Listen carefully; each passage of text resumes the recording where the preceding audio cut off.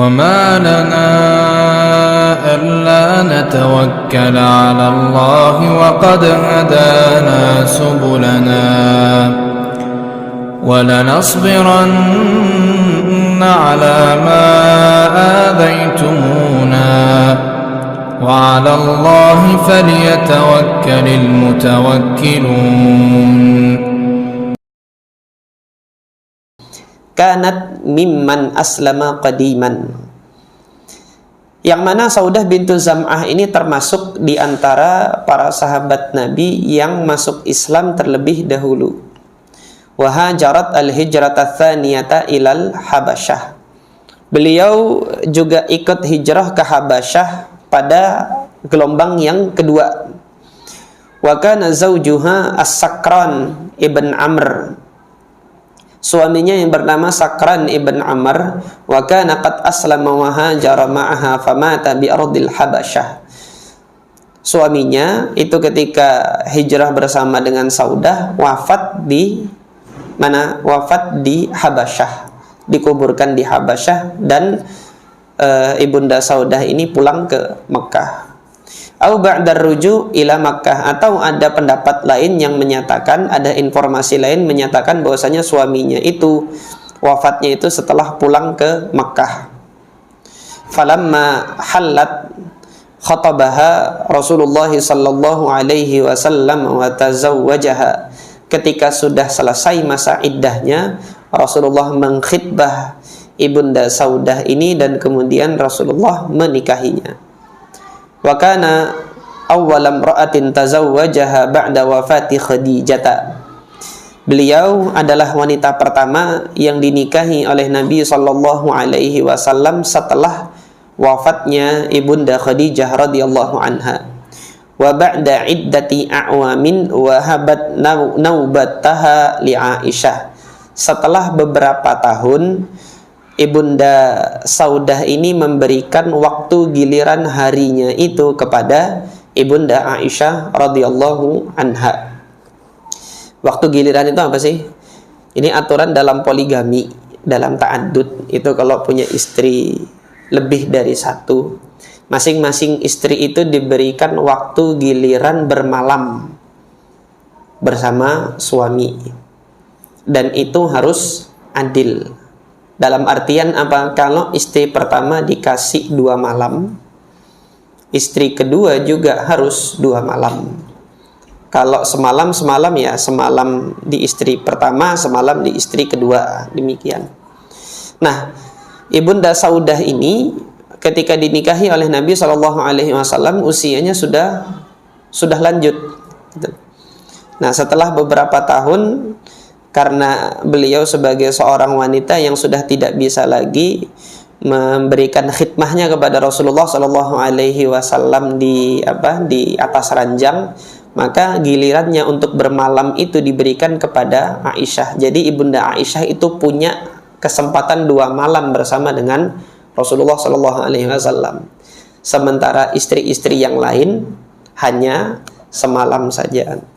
Jadi ibunda Saudah di sini lebih memilih untuk menjaga statusnya sebagai istri Nabi. Jadi ketika sudah tidak bisa memberikan khidmahnya kepada Nabi, tidak minta cerai, ya nggak bisa. Kenapa? Menjadi istri Nabi itu adalah status yang tinggi di hadapan Allah Azza wa Jalla, kedudukan yang tinggi di hadapan Allah Subhanahu wa Ta'ala. Jadi beliau lebih memilih untuk itu, dan memberikan waktu gilirannya itu kepada Aisyah, karena ibunda Saudah tahu yang paling dicintai oleh Nabi Shallallahu Alaihi Wasallam dibanding istri-istrinya yang lain setelah ibunda Khadijah itu Aisyah, akan dikasihkan sama Aisyah radhiyallahu anha. Nah, apa pelajaran yang bisa kita ambil dari tahun kesedihan ini? Yang pertama, pelajaran yang kita ambil di sini, bahwasanya di dalam menyampaikan kebenaran, di dalam menyampaikan dakwah ini, Allah Subhanahu wa Ta'ala selalu menjadikan penolong-penolong, pembela-pembela, pendukung-pendukung. Ada yang memberikan dukungan setengah hati, ada yang memberikan dukungan sepenuhnya, ada yang selalu mengawal dari awal hingga akhir. Nah, maka yang Allah Subhanahu wa Ta'ala jadikan menjadi pelindung Nabi Muhammad, pengawal dari awal hingga akhir, setiap detiknya bersama dengan Nabi SAW adalah dua orang ini. Yang satu Abu Talib dan yang satu adalah Ibunda Khadijah radhiyallahu anha. Secara politik, Abu Talib itu memberikan dukungan, perlindungan dan jaminan keamanan kepada Nabi Muhammad. Kata Abu Talib, apa selama saya masih hidup, gak ada yang boleh berani menyentuh keponakanku yang satu ini. Kemudian yang dukungan secara finansialnya adalah istri beliau sendiri, yaitu Ibunda Khadijah radhiyallahu anha. Kita lihat kemarin pada tahun pemboikotan, 3 tahun pemboikotan, habis hartanya Ibunda Khadijah itu untuk menolong Nabi Muhammad dan menolong kaum muslimin. Ketika pasokan makanan itu dihentikan, dihadang, habis dana beliau untuk memberikan makan kepada kabilah Bani Hashim dan kabilah Bani Muttalib. Selama 3 tahun pemboikotan tersebut, kita lihat kemarin pengorbanan beliau radhiyallahu anha. Oleh karena itu kemarin dalam riwayat yang kita baca, ketika malaikat Jibril datang, sampaikan kepada Khadijah bahwasanya apa? Allah Subhanahu wa taala titip salam sama Khadijah. Allah Subhanahu wa taala menitip salam untuk disampaikan kepada Khadijah radhiyallahu anha. Kabarkan dia udah punya rumah di sana, terbuat dari bambu, kata malaikat Jibril alaihi salatu wassalam, memberikan kabar gembira kepada Nabi Muhammad sallallahu alaihi wasallam. Tidak ada bunyi gemerisik dan tidak ada rasa lelah nanti di ruangan tersebut. Sebagai balasan Allah Subhanahu wa taala bahwasanya Ibunda Khadijah sudah berlelah-lelah menemani Nabi sallallahu alaihi wasallam dalam suka beliau, dalam duka beliau. Dari awal beliau menikah dengan Nabi sallallahu alaihi wasallam sudah dilihat bahwasanya ini orang yang akan saya nikahi ini, gitu kan. Dia bukan orang biasa. Semenjak beliau melihat tanda-tanda kenabian itu disampaikan oleh budak beliau ketika membawa barang dagangannya itu ke Syam. Hingga kemudian Ibunda Khadijah ini mengutus salah seorang budaknya itu untuk menanyakan kepada Nabi Muhammad, bukan budaknya, salah seorang sahabatnya Khadijah, tanyakan sama Muhammad. Dia nggak nikah-nikah, kayak itu sudah umur 25 tahun gitu kan. Tanya, wahai Muhammad, kamu ini sudah layak usianya untuk menikah. Apa yang menjadikan kamu nggak nikah gitu kan? Ya saya ingin menikah, hanya saja saya nggak ada modal untuk menikah. Kalau kamu dicukupkan untuk menikah tanpa modal gitu kan, ada yang bersedia untuk menikah dengan engkau gitu, tetapi dia tidak mengharapkan modal harta dari engkau gitu. Kamu mau nggak nikah? Siapa dia? Nih Khadijah. Ya sudah. Kemudian Rasulullah mengabarkan kepada pamannya Abu Talib untuk melamarkan Khadijah pada saat itu. Nah ini Ibunda Khadijah dari awal sudah melihat bahwasanya ada yang istimewa di balik Nabi Shallallahu Alaihi Wasallam.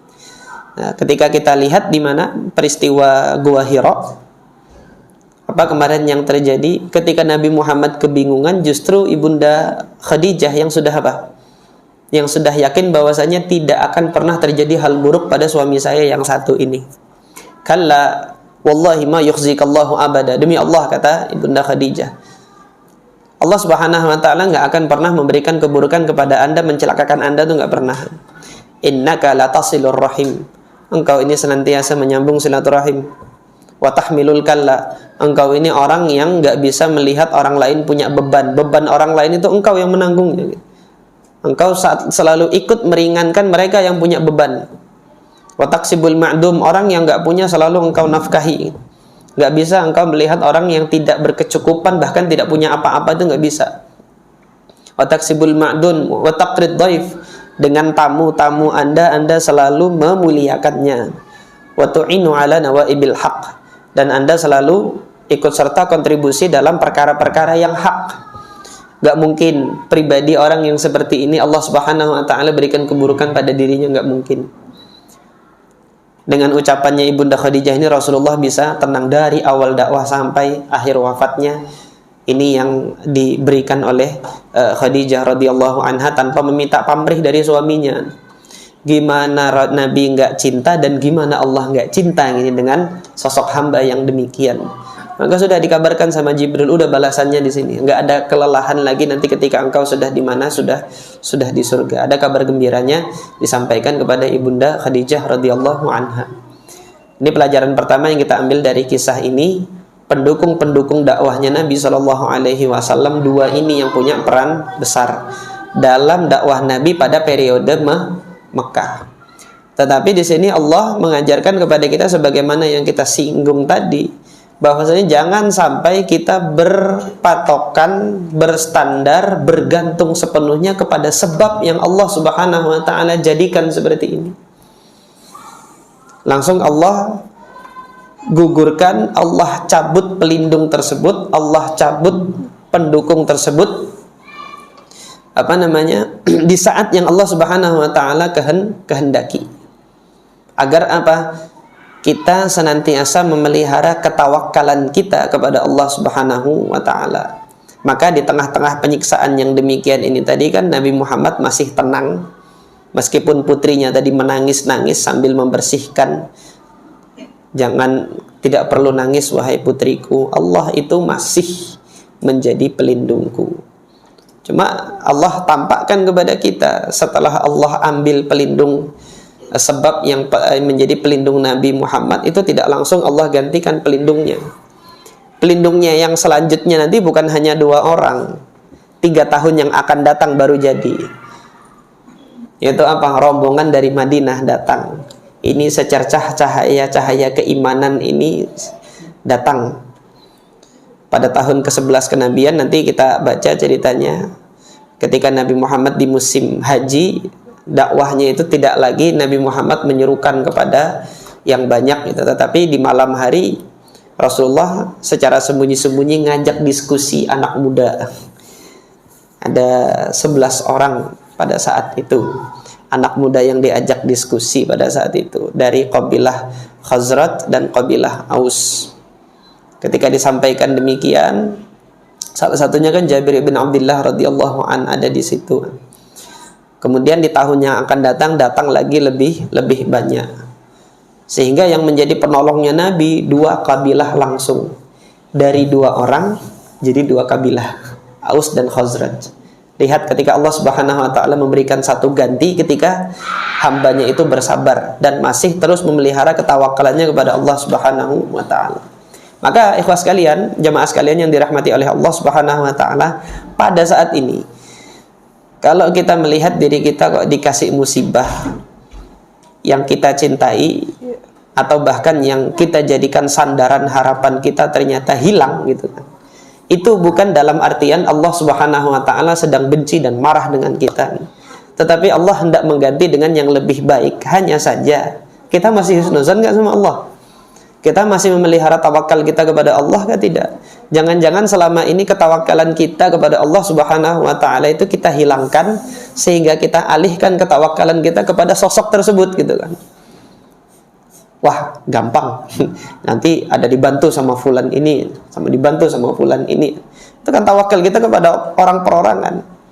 Secara tidak sadar kita melupakan tawakal kita kepada Allah Subhanahu wa taala. Ya, nanti Allah kasih pelajaran itu. Entah dengan cara apa nanti antum dijauhkan dari orang yang antum anggap bisa mendukung antum itu. Atau nanti ada yang diwafatkan oleh Allah sebagaimana cara Allah mewafatkan Abu Talib dengan Khadijah ini.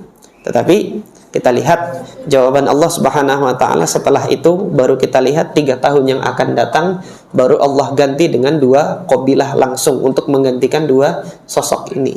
Maka kalau kita renungkan rencana Allah Subhanahu wa taala ini indah. Nanti juga kita bisa lihat keindahan rencana Allah. Kenapa Allah jadikan Madinah itu sebagai tempat hijrahnya Nabi SAW setelah ini. Ini saja mungkin yang bisa kita pelajari pada kesempatan malam hari ini. Mudah-mudahan Allah Subhanahu wa taala mencatat apa yang kita lakukan ini sebagai pemberat timbangan amal soleh kita nanti di akhirat, dan Allah Subhanahu wa taala berkenan untuk mengumpulkan kita dengan Nabi Muhammad SAW, dengan para sahabat, dan para syuhada yang gugur bersama dengan Nabi Shallallahu Alaihi Wasallam yang membela agama beliau dari masa beliau hingga kemudian masa kita saat ini. Aqulu qauli hadza wa astaghfirullah li wa lakum. Subhanakallahumma rabbana wa bihamdika asyhadu an la ilaha illa anta astaghfiruka wa atubu ilaik. Assalamualaikum warahmatullahi wabarakatuh.